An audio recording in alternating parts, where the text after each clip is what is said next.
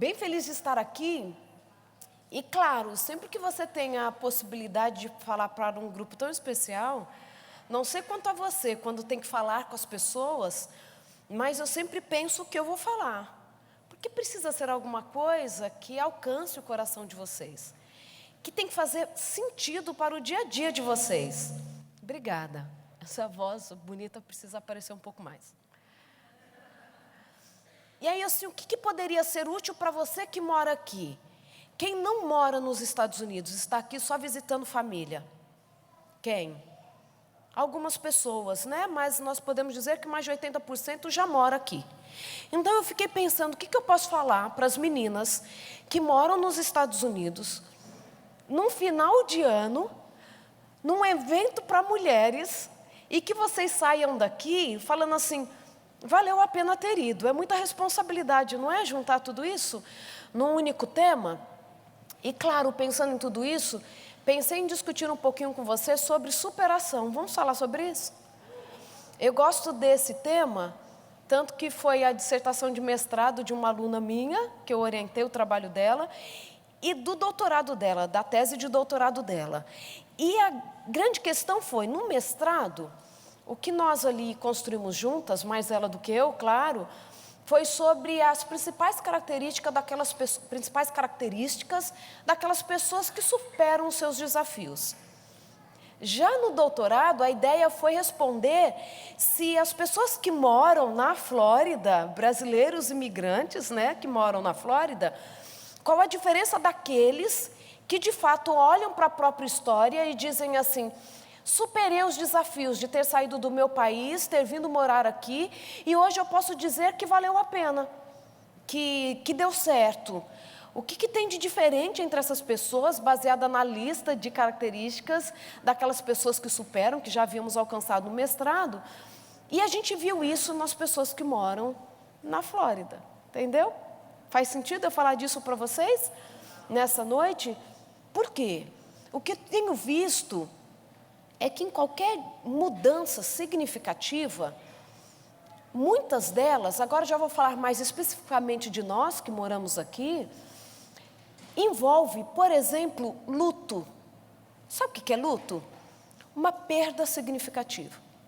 Mesmo que você tenha vindo para cá para a realização de um sonho, com toda uma situação organizada, sem passar muitas dificuldades, você passou por um luto. Quem aqui está morando nos Estados Unidos de 2 anos para menos? Vamos conversar. Sejam bem-vindas ao processo de luto de vocês. Deviam estar todas de preto. Na verdade, o que a gente fala de luto é que os lutos, eles têm uma duração de mais ou menos 2 anos. É mais ou menos essa média para as pessoas, ok? Tem gente que a percepção ou a vivência do luto dura menos e tem gente que vai durar um pouquinho mais. É tanto que as pessoas, quando chegam aqui, elas vão levar mais ou menos 2 anos para, de fato, se adaptarem. Você vai tirar uma foto bem bonita minha, Carla? Então, deixa eu parar, tira.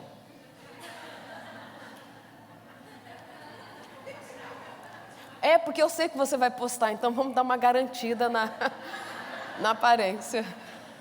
A Angelina vai lá e olha as fotos, gente, ela ri muito da minha cara com as fotos. Porque tudo eu estou bicuda, fazendo uma careta, porque eu me expresso muito para falar. E aí, por exemplo, são mais ou menos limite do palco entre retornos, iluminação e de câmera. Eu estou no lugar certo ou eu estou fora do lugar? Não, aquilo não é para mim? É para mim? Tá certo aqui? Eu não enxergo, só esqueci de avisar que eu não enxergo o que eles estão apontando ali. Alguém vem e sussurra no meu ouvido se eu estiver fora do lugar. Aqui está bom? Aqui está bom? Então tá bom. E aí mais ou menos, a gente leva 2 anos para adaptar a uma nova situação. Então pensem que luto é uma perda significativa. Claro que essa perda envolve alguma mudança. Quando nós mudamos de cidade, os nossos filhos, ao mudarem de escola, ao terem que fazer novos amigos, eles passam por um luto, entendeu? Uma perda significativa. A situação vai ter que se ajeitar. E para este ajeitar da situação, pode ser que leve algum tempo para a acomodação da situação. E para a maioria dessas circunstâncias, seja mudar de país, de cidade, ou mesmo uma separação, um novo casamento, passar de status de solteira para casada, tudo isso vai exigir de nós uma adaptação, ok? Dependendo da situação, você passou por luto. Você fala assim, como que se passa por luto casando? Só quem não casou que não sabe. Brincando. O marido daqui a pouco chega, né? Tem que tomar cuidado. Mas você sim passa por um luto.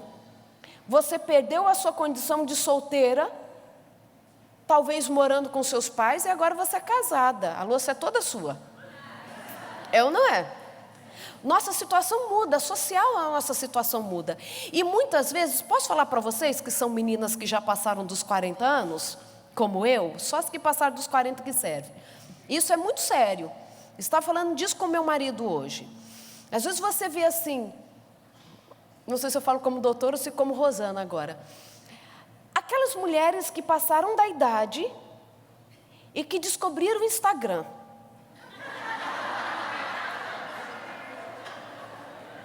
Os filhos nem entram na conta da mãe de vergonha.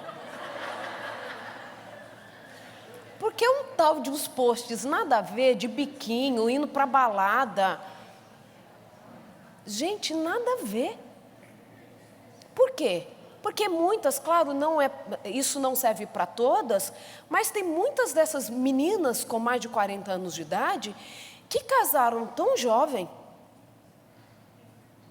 e que não casaram com quem elas casariam se tivessem maduras no momento que escolheram, que depois que passa dos 40 querem tirar o atraso. Fazem de tudo para serem confundidas com a filha, que tem 15. Achando que consegue, esse que é o triste ainda, que acha ainda que está conseguindo. Aí não consegue. Enquanto não arrancar elogio de meia dúzia de homem no Instagram, ela não sossega. Começou a sessão de desabafo.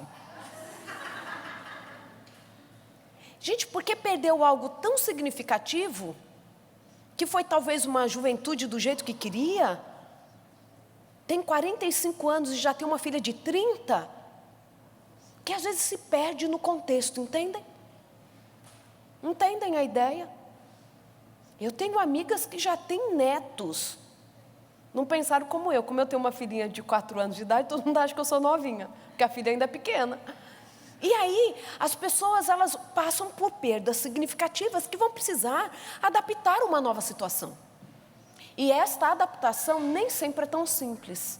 Então, eu quero para você, nessa noite, trazer algumas ideias do que você, de fato, precisa perceber se você tem vivido, para olhar se você tem caminhado para a adaptação, para a superação de uma situação, ou existem alguns aspectos que você não prestou atenção e que são essenciais aí para você mudar algumas coisas ou agilizar o processo de superação, de adaptação a uma nova situação, ok? Então, quando a gente fala de superação, eu trouxe essas fotos porque a gente sempre pensa que é isso, né? Nossa, alcançou lá um lugar difícil, subiu o pico, né, mais alto do mundo. Nossa, depois de uma tragédia, olha, se tornou uma pessoa que conseguiu encontrar um novo objetivo, um novo brilho para a vida. Nós sempre pensamos em superação, muitas vezes, como assim, uma tragédia aconteceu e agora eu preciso então me reinventar. Não é assim que a gente pensa às vezes em superação? Só que eu quero dizer para você que nós passamos o tempo todo por circunstâncias que dependem de nós, superação. É assim ou não é? Superação. Muitas circunstâncias são pequenas do dia a dia que a gente nem percebe, mas algumas são tão marcadas pelo tempo ou pelos acontecimentos que precisamos muitas vezes nos reinventar. Você já teve que se reinventar? Essa é a terra do reinventar, é ou não é? Eu fico feliz porque a maioria de vocês entende o que eu passei, o que talvez algumas de vocês passaram. É a terra do reinventar. Eu vim como profissional na minha área para cá. Mas mesmo assim, cheguei num laboratório na universidade, lá em Toledo, Ohio, quando eu vim para trabalhar como pesquisadora, mas ninguém me conhecia. Eu não estava no meu lugar de conforto, entendem? Eu tinha que provar por A mais B que, de fato, eu era uma profissional pelo menos razoável. Mas o que eu tenho percebido é que muita gente, quando chega aqui, passa pelo luto de ser um ex-profissional. Entendem o que eu estou dizendo? Ex-dentista, ex-empresária, ex, eu fazia, eu acontecia, eu tinha. Não sabia o que era lavar uma louça, hoje eu tenho que lavar a louça minha e dos outros. Não é? A gente não muda. Nós chegamos aqui, tivemos que nos adaptar, encontrar um lugar ao sol. Provar para as pessoas que nós somos de confiança. Entrar no novo ambiente, por exemplo, no novo ambiente de igreja mesmo. E ali as pessoas perceberem que nós somos úteis. É ir para a escola, fazer matrícula de filho. Tentar algumas coisas e falar assim, depois que passa o tempo, que difícil foi para eu descobrir que era tão fácil fazer isso. Não é? Quando nós mudamos para Ohio, em Toledo, lógico, lá tem brasileiros, porque que lugar do mundo que não tem brasileiro? Só que era muito raro. É tanto que as repartições públicas de lá nem espanhol fala. Eu e o André éramos quase atração turística na cidade. Eu não era tanto, o André era mais porque ele tem mais carinha de hispano, de latino. As pessoas achavam que eu era libanesa. Os libaneses vinham falar comigo na língua deles, achando que eu era libanesa. Isso eu achava estranho, um libanês com o sobrenome Alves, né? O Rosana até não é tão estranho, porque Rosana, do jeito que escreve o meu nome, né? A minha outra amiga Rosana que está aqui, Rosana, por exemplo, para os indianos, sabe o que significa Rosana? Feliz Ano Novo. Escrito com R é Feliz Ano Novo. Eles riam da minha cara, eu nem gostava deles. Mas assim, você chega... Eu cheguei com meu marido e falei assim, gente, o shopping mais perto só fica 5 milhas, dá para ir a pé. Saímos andando pela cidade de Toledo a pé. Aí descobrimos que não tinha calçada, porque as pessoas não andam a pé, onde a gente morava. Então, eu fiquei com medo depois da polícia parar a gente, porque a gente era uma atração ali andando. Né? Assim, diferente, depois você fala assim, puxa, que diferente, mas todo mundo aqui passou por alguma coisa, por mais que chegou dentro de um contexto. Eu não vou contar meus micos não, esse é o único, mas foram vários. E aí a gente chega e fala assim, que situação nova? E deixamos uma situação e nós passamos pelo luto. Porque eu falo de pessoas que chegaram aqui há 2 anos ou menos. A gente fala que mais ou menos os lutos duram mais ou menos 2 anos. Para que você se adapte a uma nova situação. Aí eu trouxe para vocês uma definição de adaptação e eu vou fazendo assim, você vai mudando para mim? Esse daqui de baixo, assim, ó. Isso. O que é adaptação? E nós tivemos que passar por isso, né? É a capacidade de adequar, ajustar e flexibilizar diante de uma determinada situação. Faz sentido? Superação é ser bem-sucedido no processo de adaptação. Olha, por isso que não é nem sinônimo. Porque a adaptação é essa capacidade, né, de adequar, de ajustar, de flexibilizar a uma nova situação. Só que tem gente que faz isso, mas não é bem-sucedido. Como que tem gente que se adapta? Adaptei do jeito que deu. E por favor, entendam com que respeito eu vou dizer isso, tá? Porque quando a gente lida com situações que são sensíveis, pode ser que alguém ache que eu não estou sendo delicada, tá? Mas entendam isso, vou falar com humildade. Tem gente que vem com todos os planos feitos, vai lá, se adequa à situação, muda a profissão, ajusta as coisas. Morava no Brasil numa casa muito grande, chega aqui, a casa é um pouquinho menor, mas vai lá, ajusta, tal. Começa a trabalhar em outra atividade. Só que não se torna bem-sucedido nisso. Por que não se torna bem-sucedido? Porque algumas coisas que faziam parte do projeto inicial não se cumpriram e isto gera frustração. Algumas pessoas chegam, têm o projeto de que em 2 anos os filhos vão vir. E eu conheço gente que faleceu E os filhos não vieram do Brasil. Falo isso com dor no coração, entende? Então, adequaram, ajustaram, flexibilizaram, mas não se sentiram bem-sucedidos. Então não superaram. Não pode dizer que superaram já a situação. Tem gente que veio, vou ficar 2, 3 anos, vou voltar, mas a gente sabe que a vida vai se construindo, reconstruindo aqui. E a mãe falece no Brasil e não tem a possibilidade de ir lá ver antes de falecer. E carrega essa dor no coração.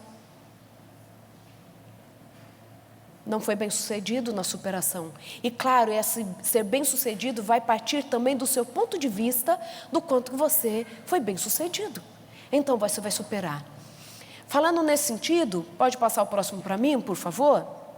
Quando a gente olha para a superação, eu gosto do que Ryan diz no seu livro, e ele fala que a capacidade de adaptação passa por aceitar a mudança, ampliar as opções e partir para a ação.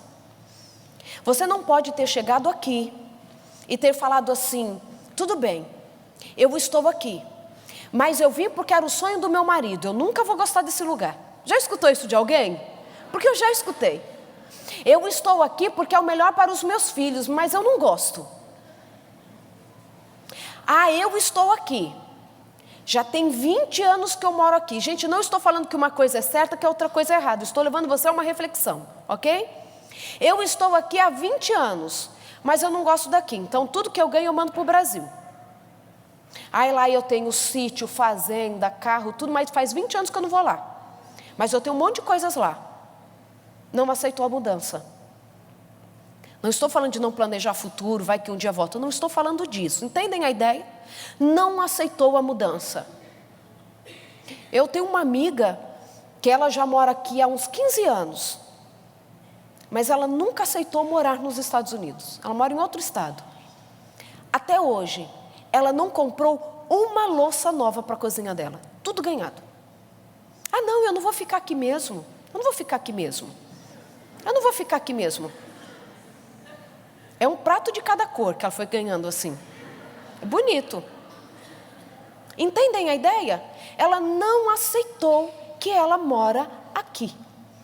E que aqui ela precisa tornar esse ambiente um lugar agradável. Um lugar onde ela vive. Quem aqui já leu meu livro? Carla, pelo menos. Ah, Carla já leu. Obrigada, minha amiga. Por isso, você sempre tem que ir para um evento com uma amiga. Entendeu? Eu gosto do que eu falo no livro sobre a definição de vida que eu coloquei no livro. No primeiro livro que eu escrevi. Vida, que é algo que eu li enquanto eu ainda fazia a minha graduação, há mais de 20 anos atrás. E lá, eu lembro que eu li em algum lugar, não lembro onde li, e eu gravei essa frase, essa definição. Vida é o que acontece enquanto planejamos o futuro. Uma frase tão simples, mas mudou minha vida. Vida é o que acontece enquanto a gente planeja o futuro. Vida é hoje, aí é isso eu acrescentei. Vida é hoje, e hoje é o tempo para ser feliz. Hoje é o tempo com que você tem. O que você tem hoje? Orlando. O que você tem hoje? A sua casa. O que você tem hoje? Um filho de 10 anos. O que você tem hoje? O trabalho que você tem. Não estou falando que a adaptação é esquecer ou não desejar mais progredir, mudar os planos, se organizar. Mas se você ficar olhando só para aquilo que você ainda não tem ou não alcançou, você vai deixar de viver. Não sei se você tem essa percepção. Para as meninas novas isso não serve, só serve para a gente. A vida passa rápido ou não passa? Angelina nasceu ontem. Agora em janeiro ela faz 5 anos. É assim ou não é? Não nasceu ontem? A vida passa assim, ó. A vida passa assim. Eu costumo falar que todos os dias a gente ganha presente. Quem me conhece sabe que eu gosto de falar isso. Todos os dias. Você não pode dormir sem refletir sobre o presente que você ganhou nesse dia. Eu já agradeci um presente que eu ganhei hoje. Peguei meu celular novo. Eu perdi o meu celular num voo há um mês atrás, estava esse tempo todo sem o meu número. Angustiada, todo mundo tentando falar comigo, todas as minhas informações, todos os meus contatos lá. E eu perdi num voo, nunca perdi nada em viagem, fui perder justo o meu telefone. Primeira vez que eu perdi foi o meu telefone. Hoje eu estava lá, consegui colocar o WhatsApp, tudo no aparelho. Agradeci já a Deus. Olha que só, consegui meus contatos tudo de volta. O que você já ganhou hoje de presente de Deus? Foi grande ou foi pequeno? Veio com laço ou numa caixinha bem pequenininha? Em forma de sorriso, de gratidão, de livramento, de progresso. Mas você recebeu alguma coisa? Você recebeu alguma coisa? O que você recebeu do seu passado? O que você aprendeu com as suas dores? O problema é que a gente tem gastado tempo demais do presente com o passado ou com o futuro. Tudo bem que o nosso cérebro, a construção do presente não existe para o nosso cérebro, né? Para o nosso cérebro só existe passado e futuro. O presente é uma junção de passado e futuro para o nosso cérebro. Por exemplo, eu estou falando com vocês nesse momento e você tem a impressão de que você está escutando em tempo real, não é? E não é. Você está escutando algo que eu já disse. Você tem a sensação de que eu estou falando e você está escutando exatamente no mesmo instante. Não é. Eu balancei a cabeça já faz pelo menos alguns milésimos de segundo atrás. Mas você só percebeu agora. O nosso cérebro é tão incrível que, por exemplo, chega pensando em estímulo, chega no nosso cérebro a informação, por exemplo, no cérebro de vocês está chegando a informação da minha fala, correto? Então eu estou falando e vocês estão ouvindo, certo? O movimento da minha boca está coincidindo com as palavras que você está ouvindo, certo? Porque não tem nada pior aqueles filmes que tem atraso na fala, não é? Não dá vontade de ir lá e consertar com a mão para dar aquela alinhada? Mas as informações chegam separadas no nosso cérebro. A imagem do movimento da minha boca chega no seu cérebro antes do som. Como que você consegue ver essas duas imagens alinhadas? Porque está coincidindo o movimento da minha boca com a palavra que você está ouvindo. Só que as duas chegaram separadas no cérebro em tempos diferentes. A imagem chegou 1/10 de segundo antes do som. Como que você escuta os dois, escuta e vê isso tudo junto? Porque o seu cérebro é fantástico. Quando a imagem do movimento da minha boca chegou no seu cérebro, o cérebro segurou a imagem e não soltou para a sua percepção. Ele esperou o som chegar, integrou as duas informações e liberou para a sua consciência. Isso é incrível ou não é? Isso é presente de Deus ou não é? O nosso cérebro, todas as decisões que você vai tomar, é uma análise do que você já viveu e com aquilo que pode acontecer a partir da sua tomada de decisão. A construção do presente é feita assim para o nosso cérebro. O presente é uma construção. E é por isso que eu falo que você precisa permitir que o seu cérebro dê para você informações preciosas sobre o seu passado, sem prejudicar o presente e sem impedir o seu futuro. Porque você pode acessar diferentes informações do seu passado. Quando você enfrentou desafios lá no Brasil de mudar de uma cidade para outra, por exemplo, foi possível adaptar ou não foi? Quais foram as dificuldades e o que você superou? O que nós precisamos fazer para o nosso cérebro é dar para ele a possibilidade de lidar com os nossos desafios, pensando sempre na solução. O nosso cérebro é mestre em resolver problemas. Ele gosta disso. E gosta em todos os sentidos. Não é à toa que a gente gosta de problemas para resolver. Palavras cruzadas. Gostamos de jogos. Gostamos ou não gostamos? Gostamos de desafios. Gostamos daqueles jogos que as pessoas estão lá tentando descobrir a resposta certa. Gostamos ou não gostamos? De xadrez, de dama, de pedrinha. Quem jogou pedrinha na infância, meninas? Só as maiores de 40 que vão levantar a mão. As novas nem sabem do que eu estou falando. Ou 5 Marias, não sei como que se chamavam, dependendo da região do Brasil. Elástico. Elástico. Como que a gente fazia aquilo? Gente, como que a gente pulava um elástico que estava no pescoço das nossas amigas e a gente não podia encostar no elástico? Vocês lembram disso? E depois lá de dentro a gente tinha que pular e a perna tinha que sair por lá de fora desse elástico. O que é Kama Sutra perto disso, gente? Imagina! A gente fazia coisa incrível. A gente fazia ou não fazia? Olha a capacidade que o nosso corpo tinha de inventar, de conseguir resolver problemas. O seu cérebro é capaz de fazer isso e ele gosta de fazer isso. O grande problema é o que você está dando para ele de ferramenta para resolver os seus problemas. Quais são as palavras que você está dizendo para esse cérebro? Não, difícil demais, não dou conta. Imagina, impossível. Eu lembro que uma vez eu estava num voo aqui dentro dos Estados Unidos mesmo, um voo doméstico, e estava passando na televisãozinha ali um comercial. Eu nem sei se esse comercial na época chegou no Brasil, mas era um comercial da BMW. E o comercial dizia assim, se é que eu entendi o inglês, né? O comercial dizia algo assim, olha, mostrava alguns atletas, algumas circunstâncias, e dizia assim, era impossível alcançar essa marca, mas quando o recordista tal alcançou a marca, na próxima competição, todo mundo alcançou ou superou. As pessoas achavam que era impossível ir para a Lua. Depois que os primeiros foram para a Lua, percebeu-se que era possível. Então, o comercial dizia assim, o impossível é um lugar que deixa de existir depois que o primeiro acredita que é possível acontecer. Entende? O que você está dando de informação para o seu cérebro? Ah, não dá não. Não sou capaz não. Como não é possível, deixa eu já desistir. Nós temos uma estrutura no cérebro que se chama hipocampo.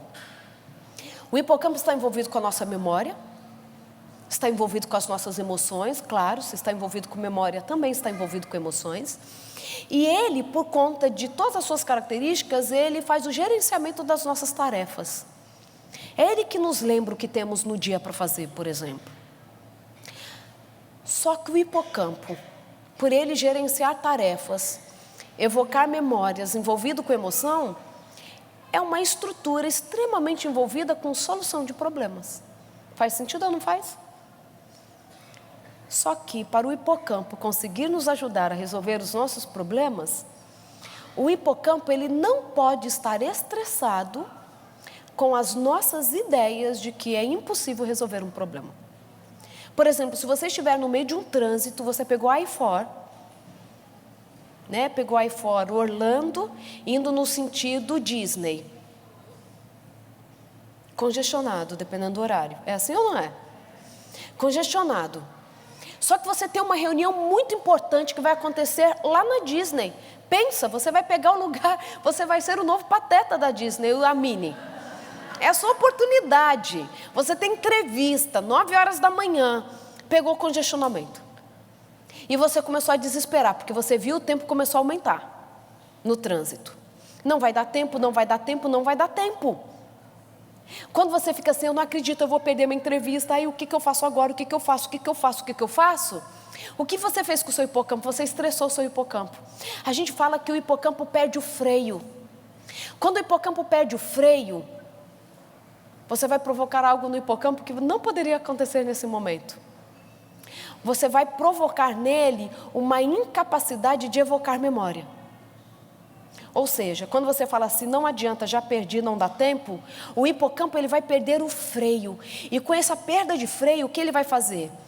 Vai ficar muito difícil para ele te fazer lembrar que você já passou por uma situação parecida e que talvez se você ligasse, você conseguiria que talvez eles adiassem um pouco a sua entrevista.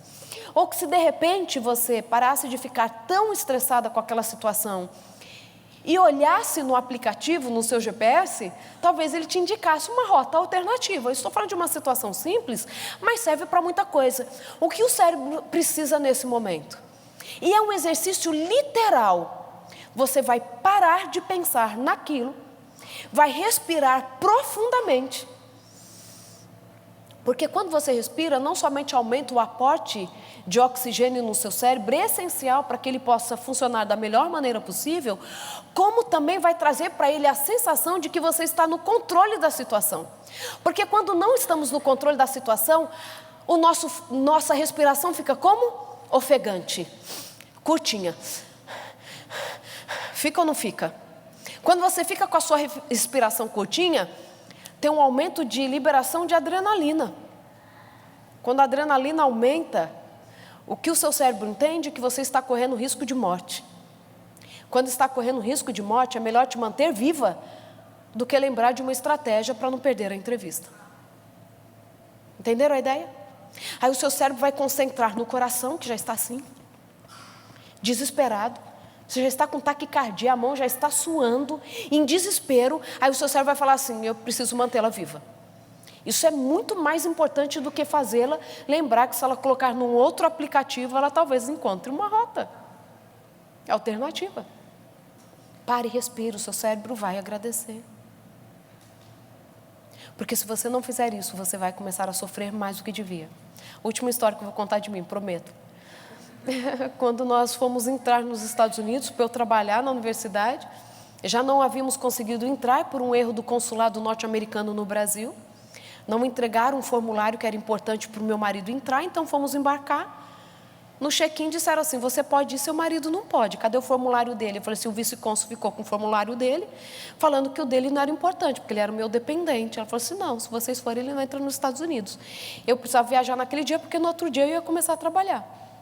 Não embarquei. Ficamos no Brasil para resolver a situação, resolvemos. Quando embarcamos de novo, deu tudo certinho. Quando chegamos no aeroporto de Detroit, fiz lá, passei pelo border, né? Fez os dados biométricos, conferiu tudo certinho. Foi conferido o André. Ele pedia para onde é colocar e tirava, ia para o quartinho, voltava, só ele, não falava nada com a gente. Pedia para eu colocar minhas digitais de novo e ia para o quartinho. Ele fez isso por uns 40 minutos. Aí eu tive uma ideia, eu perguntei para ele assim: o que está acontecendo? No que eu pergunto para ele o que está acontecendo, ele falou assim: me acompanhe, por favor. Eu não entendia o que era salinha, ainda bem. Nunca havia passado por lá. Só que ainda bem que eu não entendia, porque essa salinha era muito diferente das outras. Existia uma mesa com cadeiras em volta. E nós fomos gentilmente convidados para sentar. Nisso entrou um monte de policiais na sala. E um deles, aquele que havia me perguntado as coisas, falou assim: olha, não tem os dados biométricos do seu marido no sistema. Tem a sua foto, as suas digitais, todos os seus dados, o dele não tem. Então ele não pode entrar nos Estados Unidos. Aí eu falei assim: por favor, vocês têm algum agente que fala espanhol? Porque eu estou com medo de responder errado. Aí veio uma policial falar comigo em espanhol, porque eu falei assim: vai que me pergunta alguma coisa e eu não consigo responder, é melhor não arriscar no meu inglês tupiniquim. Aí a policial veio, ela começou a me perguntar, e eu comecei a falar, e ela disse: não, ele vai ter que voltar para o Brasil, ele tem que voltar para o Brasil, porque ele não pode entrar sem dados biométricos. Eu falei assim: meu marido não volta para o Brasil, por erro de vocês. Já é a segunda vez que a gente é impedido de entrar, ainda bem que a outra vez nós estávamos no Brasil, por erro do consulado norte-americano, não foi nosso erro. Olha que petulante a menina. Gente, eu não tinha noção do perigo mesmo. E aí eu falei assim: a gente não volta não. A gente não volta não. Eu não vou adiar a segunda vez para eu começar a trabalhar. Eu não posso adiar. Não foi erro nosso. Quem coloca os dados? Falei assim: quem coloca os dados no sistema? Aí eles de fato ficaram constrangidos, eu lá conversando e o André tentando me cutucar, mas eu estava lá, ó, de advogada. Aí ele só falou assim: Zana, acho que você não percebeu ainda, Mas a policial está falando com você em espanhol, você está respondendo tudo em inglês com ela. Para que você chamou a moça? Eu não tinha percebido que eu estava falando tudo em inglês, eu achei que eu estava falando em espanhol. Entende? Quando você está assim numa situação muito tensa, que você não para e analisa, você às vezes comete uns erros tão pequenos. É ou não é? E eu lá falando em espanhol, em inglês, achando que eu estava falando em espanhol. Mas resumindo, só para você não ficar angustiada, a gente entrou. Eles falaram assim, não, de fato, se foi erro nosso, vocês vão entrar. Claro, ligaram na universidade, conferiram tudo, se o André de fato era para entrar, o passaporte estava carimbado, tudo certinho. E nos deixaram entrar. Meu marido usou isso depois de uma outra situação. Por quê? Porque ele lembrou do que a gente havia vivido lá. Então, pare e respire. Seu cérebro vai entender que ele não perdeu o controle da situação. E aí eu trouxe um outro slide para vocês, e vão controlando o meu tempo, porque eu vou falando. Ah, ali é o meu tempo? Ótimo. Pode passar para mim. Eu gosto muito de quando Tejon ele escreveu muito sobre superação, né, baseado em toda a vivência do Holocausto e tal. Ele fala que existem duas atitudes diante da sua realidade.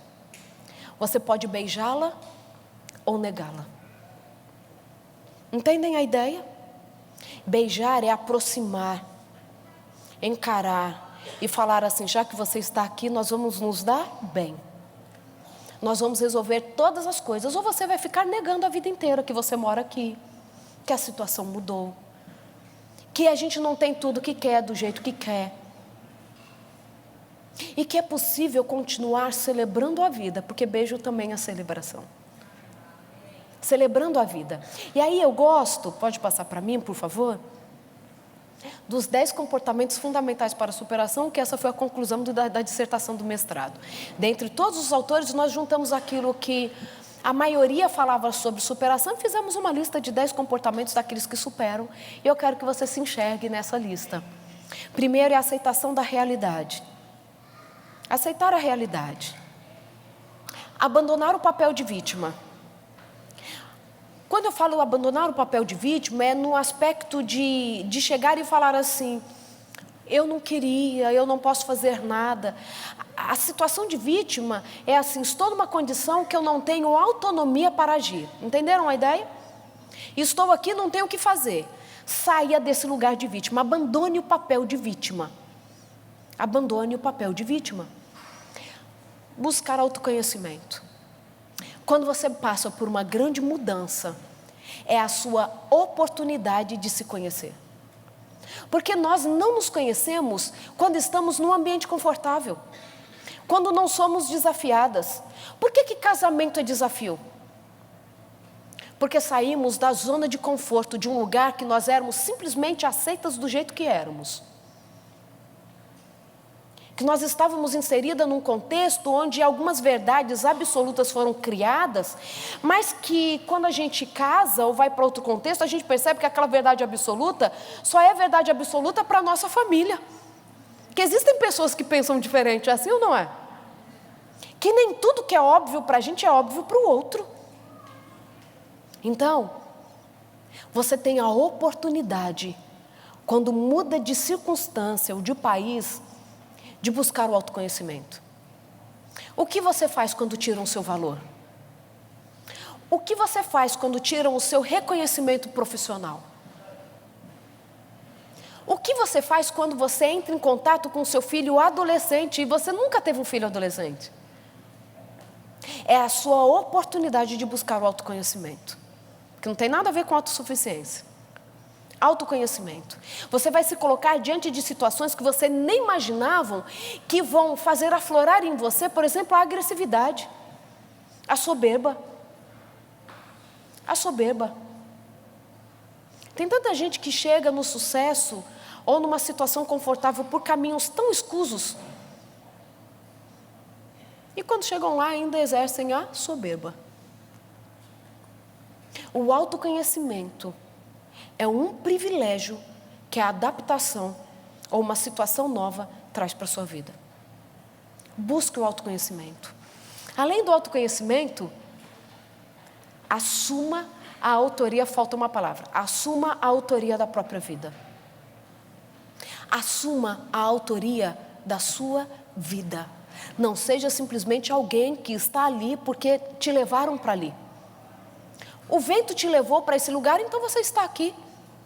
Você não é pedra que os outros chutam e rolam e onde ela parar, parou. Assuma a autoria da sua própria vida. Você veio porque o seu marido veio? Isso não pode ser o suficiente para você. O que você vai fazer da sua vida? Da sua história? Como vai ser isso? Agora, 5 para mim é algo que eu aprendi. Pedir e aceitar ajuda. Os maiores autores, esses que nós pesquisamos, que falam sobre superação, todos eles falam que as pessoas que superam as suas dificuldades têm a capacidade de pedir e aceitar ajuda. Se você acha que você vai a algum lugar sozinha, se enganou. Todos nós precisamos das pessoas. Todos nós precisamos uns dos outros para chegarmos em algum lugar. É assim ou não é? Saiba pedir e aceitar ajuda. Posso falar uma coisa? Não, eu falei que eu não ia falar mais, né? É que fez tanta diferença para o meu processo de green card que eu acho legal. Eu aprendi com um amigo. Ele assim, eu precisava de cartas de recomendação, porque eu apliquei o EB1A. Eu precisava de cartas de recomendação. Aí, conversando com ele, ele falou assim, nossa, a carta de fulano eu acho que seria muito importante para você. Eu falei assim, nossa, ia ser mesmo, mas eu não tenho coragem de pedir, não. Eu não tenho coragem de pedir para fulano uma carta, por mais que era um conhecido, alguém com quem eu já havia trabalhado. Eu falei assim, mas eu não tenho coragem de pedir uma carta de recomendação. E ele é uma pessoa muito mais experiente do que eu, e já havia passado por esse processo. Ele disse assim, Rosana, a gente só chega lá se nessas horas a gente puder contar com as pessoas. O máximo que ele vai fazer, ele já vai te dar o que você já tem. Não ter uma carta. É o máximo que vai acontecer. Você não está pedindo nada ilegal. Entendem a ideia? Você precisa aprender a pedir e aceitar a ajuda das pessoas. Porque em todos os momentos da vida a gente precisa, principalmente para se adaptar aqui. Peça ajuda das pessoas. Porque as pessoas, não sei se você tem essa percepção, ou talvez a minha percepção seja equivocada, mas nós estamos cercados mais de pessoas boas do que de pessoas ruins. É ou não é? A maioria é boa. Um ou outro que não é tão bom assim, que acaba destacando na nossa memória, né? Mas a maioria é gente boa. Então você pode pedir ajuda. Você pode sim aceitar a ajuda de alguém que quer te ajudar. Faz parte do processo de superação. Pedir e aceitar ajuda. Não se conformar. É assim mesmo. Sabe o que eu vejo muitas vezes a gente se conformando? E não falar inglês. Se adapta. Os filhos falam, então eles ligam para a gente. Chega numa loja, eles pedem, restaurante é resolvido. Não se conforme. Você não precisa só se virar. Você é capaz de aprender. Tudo bem que a gente não tem a mesma capacidade de uma criança. E não é só uma questão de, a capacidade de aprender uma nova língua. Até mesmo, fisiologicamente, para a gente é mais difícil, por conta dos músculos da nossa face, sabiam disso? Porque a nossa língua é mais pesada para falar, não é? O português não é mais pesado? Gente, a nossa musculatura não está acostumada com aquele monte de R diferente, não. Você já se viu em situação, igual a gente aprendeu, que se você não sabe escrever 60, você faz 2 cheques de 30? Você já fez isso com o inglês, já fez ou não fez? Lembrou de uma palavra que você não sabe pronunciar e você fez uma frase muito maior para poder sair com o mesmo significado?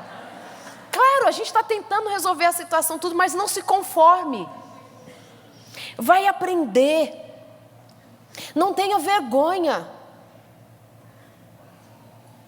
A maioria dos norte-americanos, eles não se incomodam com o nosso inglês quebrado. É ou não é? Não entenderam uma palavra, mas eles falam assim, não, seu inglês é muito bom. Eu não é. Nossa, você fala muito bem. Não, é muito bom. Você só pediu uma pizza, uma marguerita e ele te trouxe um cachorro quente, mas ele entendeu o seu inglês. A maioria é muito cordial conosco. Já posso um desabafo? Não sei se acontece com você, mas às vezes a gente tem mais medo de falar o inglês perto de brasileiro do que de norte-americano, é ou não é?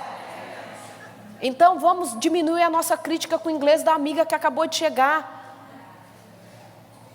Eu já escutei um monte de gente falar Publix, se referindo ao supermercado. Eu não vou rir, porque eu falei coisa muito pior quando eu cheguei. Lembra do seu passado. A maioria precisa lembrar do passado antes de rir do outro. É ou não é? Faz parte do processo de aprendizagem. Não se conforme com a sua situação. Pega um dia, para quem não fala, pega um dia e vai sozinha numa loja bem chique, que as pessoas vão te atender bem, e gasta o seu inglês lá no atendimento. É ou não é? Você, olha, presta atenção, você vai falar a palavra errada e a pessoa vai repetir a palavra certa para você. É assim ou não é? Vai lá. Se você fizer isso uma vez por semana para aprender 5 palavrinhas, já te ajudou. Não se conforme com a sua situação. Não, eu vim para que os meus filhos tenham futuro. Quem disse que o futuro dos seus filhos não depende da sua felicidade? Da sua superação? Porque senão o coitado vai estar na lua de mel e você ligando para ele para resolver a conta de internet. A felicidade dele depende da sua felicidade. Não se conforme com a sua situação. Agir apesar do medo.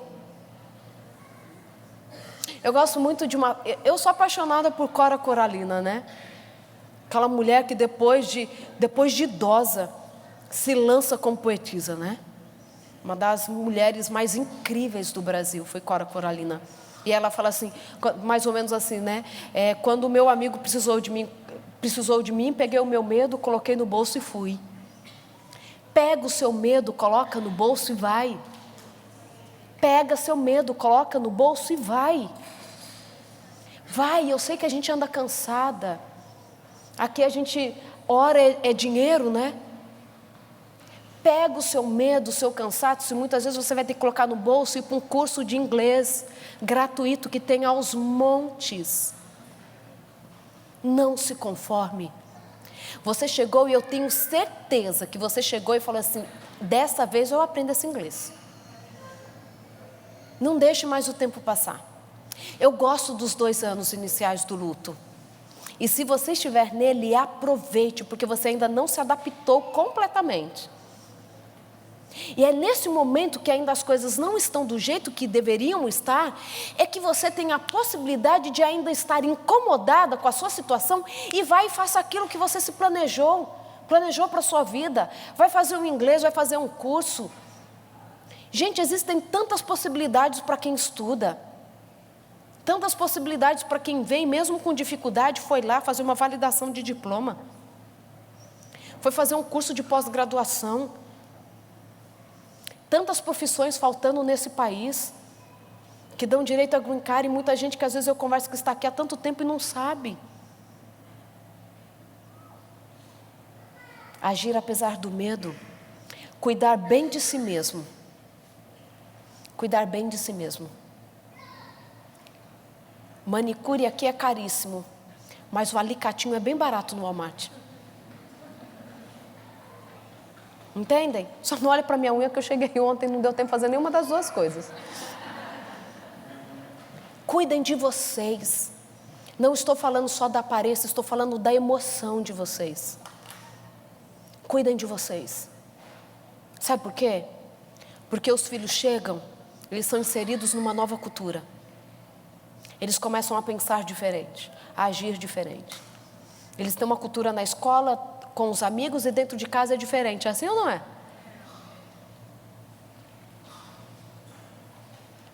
Vão entender um pouco mais essa cultura. Cuidem de vocês para vocês não ficarem com a sensação de que vocês pararam no tempo. Cuidem da emoção de vocês. Desabafem. O desabafar faz parte da superação também. Encontrem alguém em quem confiar e falem das dificuldades que vocês enfrentam. Eu acredito que quando Deus faz alguma coisa pela família, e se Ele trouxe a sua família para cá, se Ele trouxe para você para cá, tudo que Ele faz é completo. O que Ele faz é completo. É bom para o marido, é bom para os filhos e é bom para você. Não pode ser bom só para os seus filhos. Cuide de você. Cuide de você, porque se você não se cuidar, quem vai cuidar de você? E sabe que eu tenho escutado muito dos adolescentes, ou de homens, de mulheres, que falam assim: nossa, que pena que a minha mãe não cuidou dela. Nossa, que pena que a minha mãe veio, não estudou. Estou usando alguns exemplos. E hoje eu vejo a minha mãe frustrada. Eu vejo esses meninos e meninas que não se sentem completos, mesmo que tenham alcançado o sonho deles, vendo as mães paradas no tempo. Eu já escutei de alguns adolescentes falarem assim: o que vai ser do futuro da minha mãe? O que vai ser do futuro da minha mãe? Que só trabalhou para nós termos, a possibilidade. O que vai ser dela? A felicidade do seu filho depende da sua felicidade também, então cuide de você. Seja grato. Seja grato. A gratidão faz parte da superação. Porque a gratidão é o que traz para você a percepção de que vale a pena viver. De que até mesmo nas dificuldades nós encontramos motivos para continuar. Que mesmo quando enfrentamos problemas que às vezes parecem invencíveis, nós somos capazes de aprender com eles. O amadurecimento acontece em nós só depois de crises. É a crise que nos faz amadurecer. Seja grata. Vai trazer para o seu olhar motivo para continuar. Alguma coisa não saiu do jeito que você planejou, mas muitas outras saíram com certeza. Você perdeu algumas coisas, mas com certeza ganhou muitas outras. Você se reinventou, você percebeu que você é mais forte do que você imaginava que era. Seja grata. Desenvolva a inteligência espiritual.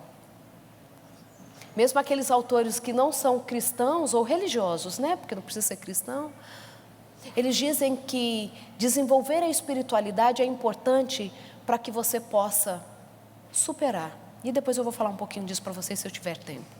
Pode passar o próximo. Eu gosto dos conselhos da Geraldine Talley, que foi a norte-americana mais idosa do mundo que morreu em 2016. E ela deu o segredo dela, ela contou o segredo dela, quando ela já estava com 114 anos.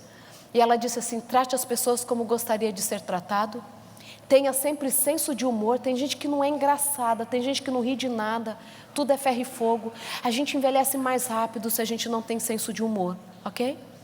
Porque a gente aumenta até cortisol circulante, cortisol é roubador de vida, se ele estiver aumentado, além dos limites que o nosso organismo tolera. Mantenha-se ativo.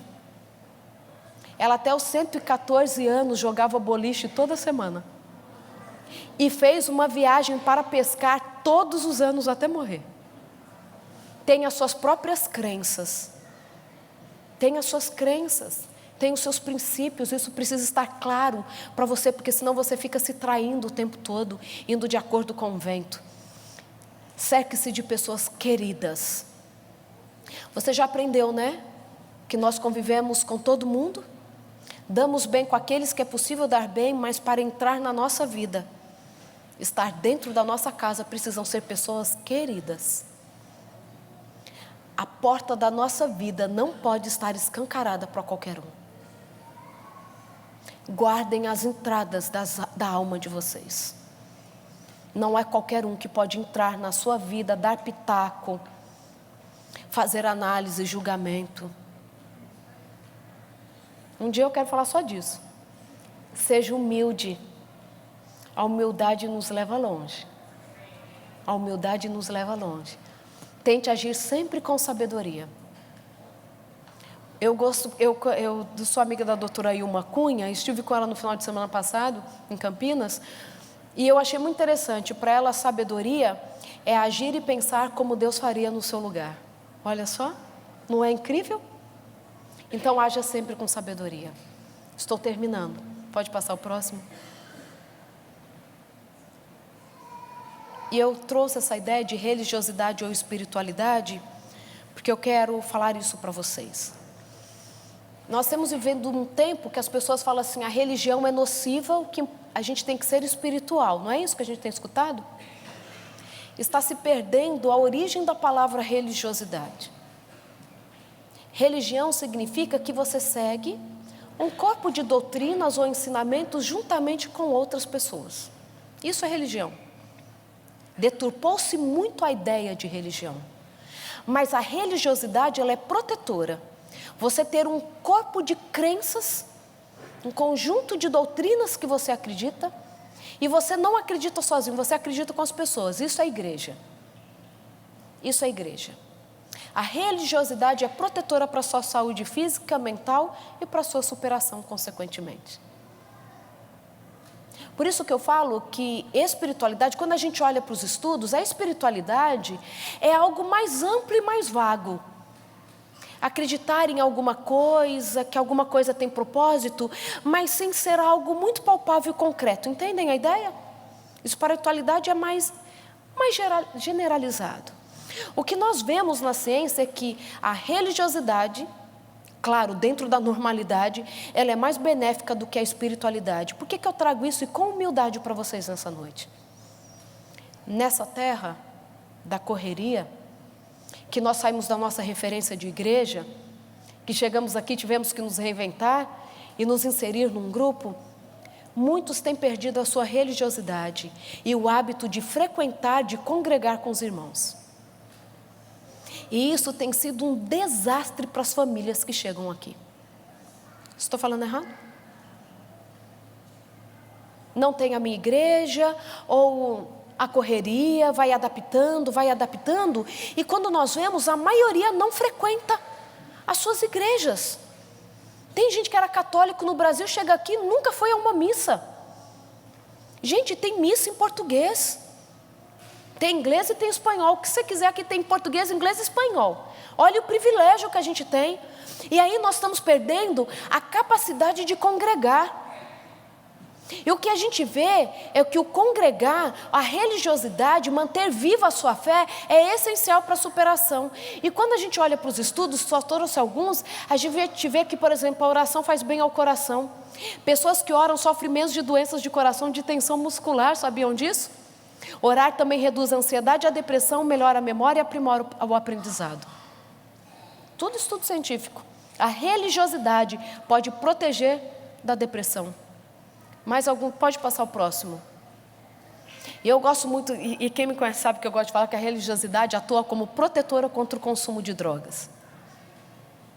Esses aqui são estudos norte-americanos, de vários países, da Inglaterra, do Caribe, em vários lugares, mas esses mesmos resultados nós encontramos no Brasil. Nós, cientistas brasileiros, quem fez mesmo foi um grupo de amigos meus que desenvolveram essa pesquisa. Entre pessoas que tiveram educação religiosa formal na infância, formal, doutrinas apresentadas, indo à igreja, entenderam a ideia? Que acreditam que a religião é importante para as suas vidas, são praticantes das doutrinas que acreditam ser verdadeiras e frequentam a igreja regularmente, a religião influencia significativamente para a abstinência de drogas. Resultados encontrados em diferentes países do mundo. Próximo. E esse já é um estudo feito no Brasil. Sanches e colaboradores identificou que, esse foi o trabalho da doutora Sanches, de dissertação de mestrado dela na Unifesp, nós éramos colegas de departamento, tudo na mesma época, identificou que a maior diferença entre adolescentes usuários e não usuários de drogas psicotrópicas de classe socioeconômica baixa era a sua religiosidade e a de sua família. Observou-se que 81% dos não usuários praticavam a religião professada por vontade própria e admiração, e que apenas 13% dos usuários de drogas faziam o mesmo, entenderam? Só 13% dos usuários de drogas é que praticavam uma religião que a igreja gostavam. A maioria que não utilizava droga tinha a religião como base para não fazer isso. E esse outro já foi o trabalho dela do doutorado. As estratégias preventivas são também eficazes no tratamento das drogas. Laços familiares saudáveis e prática religiosa apresentam-se eficientes na recuperação de dependentes químicos. Além da fé religiosa, outros fatores contribuíram para o sucesso do tratamento da dependência. A pressão positiva do grupo religioso para se manter limpo, acolhimento recebido no grupo, porque todos são considerados irmãos iguais, e a oferta de reestruturação da vida com o apoio incondicional dos líderes religiosos. Entenderam o bem? Entenderam o benefício? Porque nós precisamos de grupo, fomos feitos seres sociais. E é no meio das pessoas que nós encontramos força, sentido para a vida, impulso para fazer o positivo e também o negativo se não estivermos dentro do contexto. Meu desafio para você nesta noite é para que você aprenda que a superação, ela está ao alcance de todos nós, independente das nossas histórias de origem. Claro que alguns vão enfrentar mais desafios do que outros para superar, sem dúvida nenhuma. Deve-se ter respeito com a própria história, mas o respeito com a própria história é para que você se respeite nesse processo de adaptação e superação. Alguns terão mais dificuldades do que outros, mas é possível para todos nós. Alguns vão levar mais tempo, outros menos tempo, mas é possível para todos nós, porque eu acredito que está escrito em 2 Timóteo 1:7. Porque Ele não nos dotou com espírito de covardia, mas com espírito de coragem, com amor e equilíbrio. Foi Ele quem nos dotou. E se você não tem, é porque alguém roubou de você. E se foi você, está na hora de recuperar. Se foram os outros, Deus é mais importante para você do que os outros no aspecto de mudar quem você é. Nós enfrentamos sim dificuldades. Quem aqui nunca enfrentou? Mas o que nós não podemos permitir é que as dificuldades nos dominem. Nos dominem. Porque nós somos feitos mais do que vencedores naquele que nos amou antes de nós nascermos. Eu acredito que eu fui criada de forma especial e única, para um propósito especial. Eu acredito assim. E se você ainda não acredita assim, eu quero que acredite, porque isso é o que Ele quer para a sua vida. Seja feliz. É por isso que eu escrevi um livro sobre felicidade. Porque felicidade é gostar de viver. E quem gosta de viver sabe que a gente tem problema? Que nem todo mundo gosta da gente. É assim ou não é? E que independente das dificuldades, a gente quer viver. Ser feliz é gostar de viver. Quem gosta de viver, para de ficar reclamando de tudo.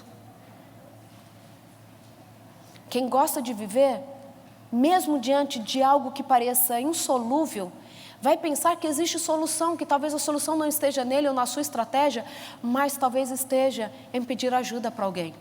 Ou esperar que o tempo acomode uma situação. O meu desejo para você, nesse último minuto, é que você seja feliz. Porque o que está escrito no Evangelho de João, capítulo 10, versículo 10, é que Ele veio para que tivéssemos vida e a tivéssemos em abundância. Eu acredito nisso. Ele não nos criou por acaso. Ele nos criou para brilhar. Uma vez eu escutei alguém, claro, cada um tem o seu ponto de vista, dizendo que não concorda com aquela música infantil cristã que diz: minha pequena luz eu vou deixar brilhar minha pequena luz. Vocês conhecem essa música, né? E a pessoa fala assim: não, eu não acredito que a luz seja pequena. Eu acredito que a luz possa ser pequena, mas o que vai iluminar é eu não deixar a minha luz apagar.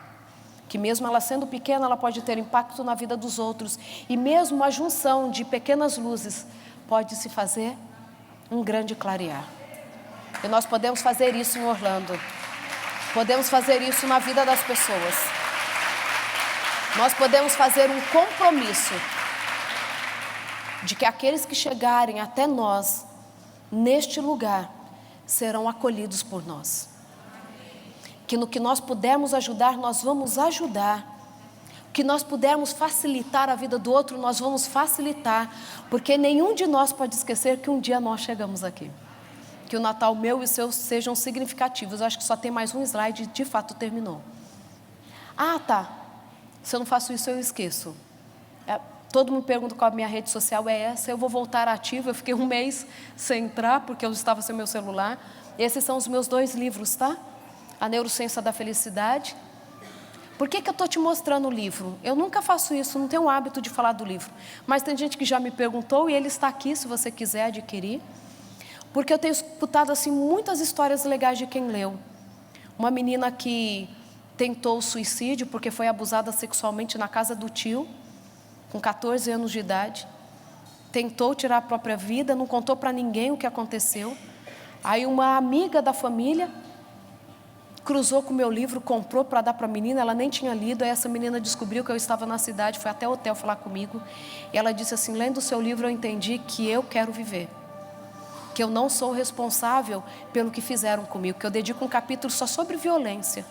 E ela falou assim: se ele quiser, ele que morra, eu não quero mais. Então assim, eu trago porque as histórias têm sido muito boas que eu tenho escutado, de superação, de mudança de vida. Então ele tem aí se você quiser. Se alguém quiser autógrafo, também estou aqui. Se você quiser autógrafo, eu vou sentir que eu fui importante nessa noite. Eu vou falar que eu já dei autógrafo um dia na vida, estou brincando. E se você quiser comprar para alguma amiga no Brasil para dar de Natal, eu mando autografado para sua amiga, tá bom? Mas sejam felizes. Ah, tá. Esse é o Neurociência da Felicidade, o outro é o Designer da Decisão. 5 técnicas para escrever a sua própria história, que confesso que nós escrevemos, né? Convidei mais 2 autores para fazer um livro para adolescentes e jovens, mas que eu fiquei no final muito na dúvida se eu lançaria para adolescentes e jovens ou para pessoas adultas, porque as 5 técnicas são bem legais. Que Deus abençoe a mim e a você. Que nós nunca percamos o foco, que é a felicidade que Ele já nos outorgou. Que as dificuldades estão aí para serem vencidas. E que eu dependo de você, você depende de mim. Para que nós tenhamos força, para que a gente supere, para que a vida possa ter significado. Sejam felizes, sejam intensamente felizes, porque para isso vocês foram criados.